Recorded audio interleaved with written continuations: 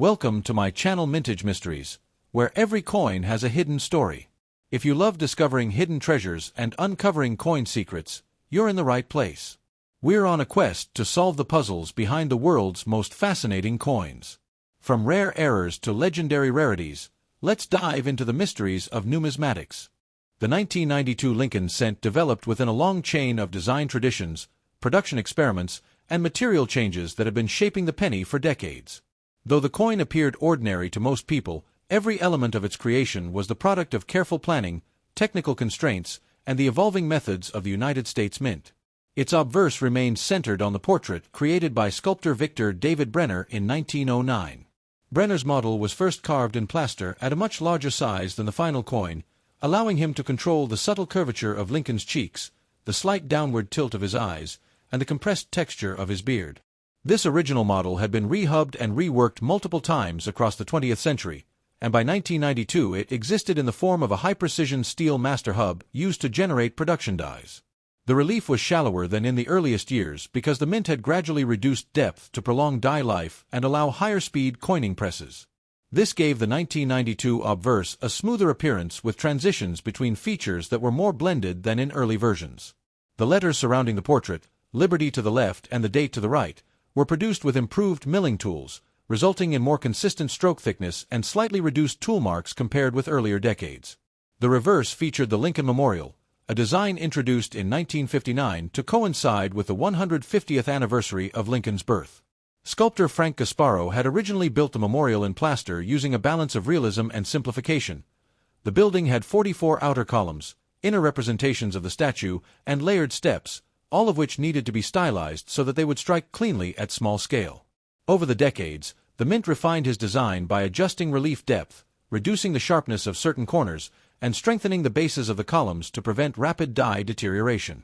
By 1992, the Mint was using dies cut from hubs that had been updated several times, giving the memorial a crisp yet controlled appearance.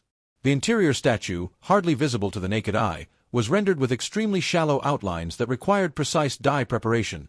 Small polishing adjustments could soften or nearly erase the tiny seated figure, so maintaining its clarity was a constant technical challenge. The composition of the coin, now standard since the mid-1980s, had shifted dramatically from earlier history. Before 1982, pennies were made of a bronze alloy chiefly composed of copper with smaller amounts of tin and zinc. Rising metal prices, however, forced the Mint to adopt a new structure, a zinc core making up almost the entire mass of the coin, wrapped in a thin copper plating. In 1992, that structure was firmly in place. The process began with large sheets of zinc, from which planchets were punched like circular blanks. These pieces were then electroplated with pure copper, a process in which the planchets were suspended in a chemical bath while an electric current caused copper ions to settle evenly over the surface. This copper layer was only a fraction of a millimeter thick. Although it created the traditional color, its thinness meant it could wear quickly, and if the plating developed microscopic gaps, the zinc underneath could corrode. The Mint compensated with quality control inspections and tighter monitoring of the plating bath, but variations still occurred, giving some 1992 cents slightly mottled or uneven tones even when new. A notable historical element of the 1992 cent involved the transition to new reverse hubs scheduled for the next year. These updated hubs were designed to refine the spacing between the letters in the inscription at the top of the coin and tighten the geometry of the memorial's lower base. This was not intended as a redesign, but as part of the Mint's continuous practice of updating hubs to maintain clarity and reduce die wear. During preparations, however, a small number of dies were accidentally produced using the new hub ahead of schedule.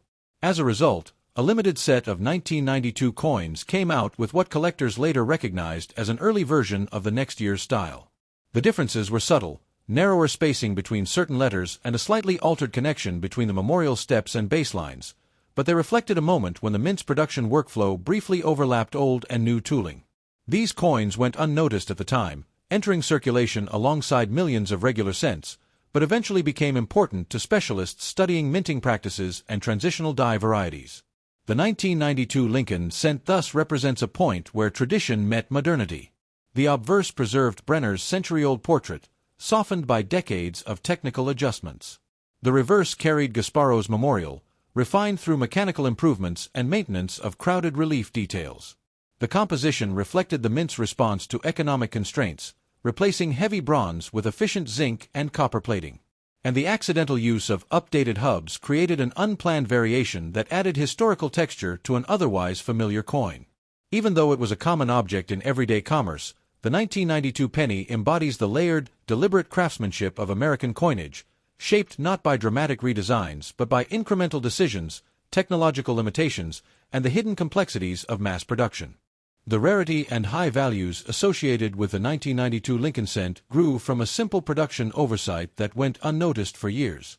During preparations for the next year's minting cycle, the United States Mint created updated hubs for the reverse design. These hubs slightly tightened the spacing between the letters of the nation's name at the top of the coin and refined the lower structure of the memorial. In normal practice, these changes would be introduced in 1993, but a few dies for 1992 were accidentally made with the new hub. Those dies produced a small number of coins that entered circulation mixed in with hundreds of millions of ordinary cents. Because the differences were so subtle, these coins survived without special attention.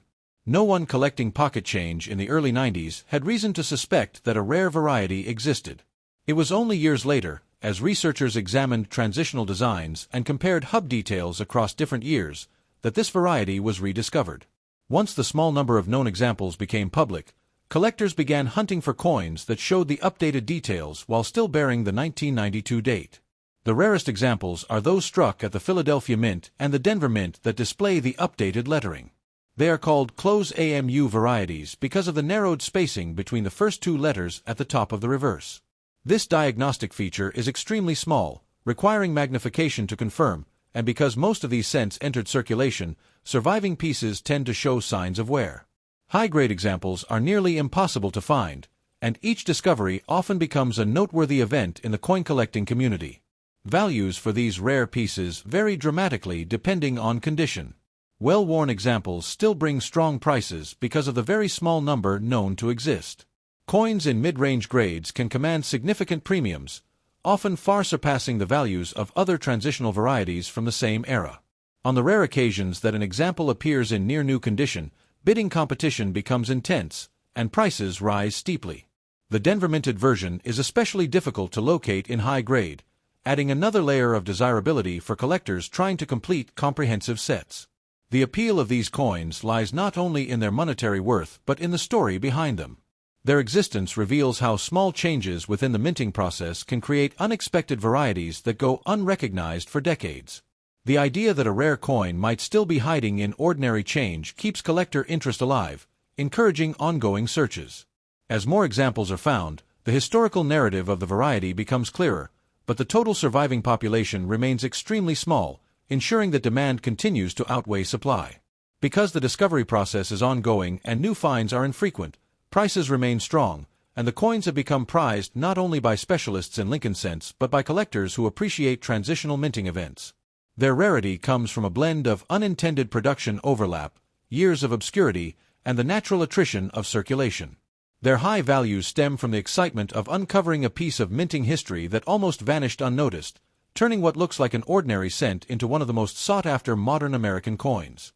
If you enjoyed today's exploration, make sure to hit that like button, subscribe for more coin discoveries, and share this video with fellow collectors. And as always, keep searching for those hidden treasures in your change. You never know when you might stumble upon the next big mystery.